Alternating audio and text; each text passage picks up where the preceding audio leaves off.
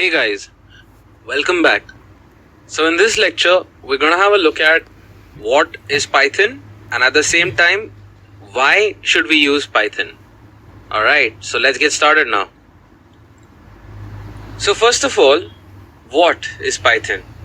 So Python firstly was created by Guido van Rossum and it was released in 1991. Python is an object-oriented programming language. So when I say object-oriented programming language, what do I mean? So this is for the beginners who don't really have any knowledge about coding and are just starting off. So object-oriented programming is a way of writing a computer program where you use objects to stand for datas. Alright, so when I basically say that, when you write a certain list of instructions for a computer, you're telling it to do a certain thing. That is called as procedural programming. Alright, but in object-oriented programming, the computer program uses objects to talk to one another. Alright, so that the data can be changed and the object can work in a certain way that the user will want. And because of this, it helps the developer by allowing the code to be reused by another programmer or maybe by other parts of the program. Okay. At the same time, Python is also an open source programming language, which means that it's freely available for everyone to use and anybody and everybody can use it. There's no payments, nothing to be made. At the same time, Python is an interpreted language. So when I say interpreted language, it does not need to be compiled. Okay, so there is a program, it's called an interpreter. And this interpreter runs Python codes and it can run it on any kind of computer, alright? So what this basically means is that the programmer can change the code and you can immediately see the results. Okay, so this also means that it is slower than a compiled language like C because it's not running a machine code directly, alright? So at the same time, it's a high level language. So when I say high level language, it's kind of like English only. So you can read it and understand what it means. So that way you can focus on what you want to do instead of how you should be doing it, alright? At the same time, it's very easy to learn, okay? Very simple programming language. Like I said, it's in English, so it makes it really simple. And at the same time, it's portable. So when I say portable, any system that was basically running C can also run Python, alright? So that is what is Python. At the same time, we look at why Python. So when we say why Python, like we already discussed, it works on different platforms, right? So when I say different platforms, it can work on Windows, Mac, Linux, Raspberry Pi, whatever you need. The syntax is similar to English, like we saw earlier.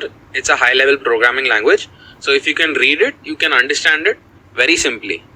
Codes in a fewer lines. So like the very simple code, which is the hello world code, can be literally printed in one single line. That's how simple the codes are. So this syntax, the syntax that is available inside Python allows the developers to write the program with very minimal lines of codes. Alright. So this makes it easier to maintain, manage and like work with it. Then when we talk about the execution speed, it runs on an interpreter system. So what it means is that the code can be executed as soon as you write it. Okay, so what benefits you get out of this is that your prototyping can be really quick. So you can write a code, you can check immediately if it's right or not. If it isn't, you can just immediately make the changes or corrections and move on. At the same time, it can be treated in a procedural way. You remember I told you during object-oriented programming that object-oriented programming uses objects, but if you have a certain steps that you're telling the computer to do or a list of instructions, that is a procedural way of working with it, right? So basically, Python can be treated in a procedural way, an object-oriented way, or a functional way, alright? At the same time, there are a lot of libraries that you can use which make your coding even more easier for you. Alright, so just some things to tell you just before we wrap up this lecture. These things will be good for you to know is that the most latest version of Python is Python 3, which is what we'll be using. Alright, Python 2 is there, although it's not very updated or anything, other than the security update, it is still quite popular. But we'll be making use of Python 3. Alright, so that's that. And lastly, wanted to tell you what you can do with Python. It can be used for web development, can be used for software development, for mathematics, can be used for machine learning, where you can train a machine, right? And the machine will do stuff for you. That is where artificial intelligence also comes in. Then your audio and video applications, or if you want to create a gaming program, a networking program, or develop a GUI, which is a graphic user interface. Like if you want to create like a desktop GUI's application, you can do that. And you can also work with complex algorithms in this. So all of these developments and all of these benefits that are there with Python make it a very versatile language, and at the same time you can use it anywhere and everywhere you want and really get a lot of benefits out of it. Alright, so this was it for what is Python and why do we use Python. Alright, so I'll see you in the next lecture, and that is where we're going to get started with the real deal. Alright, so see you. Thank you.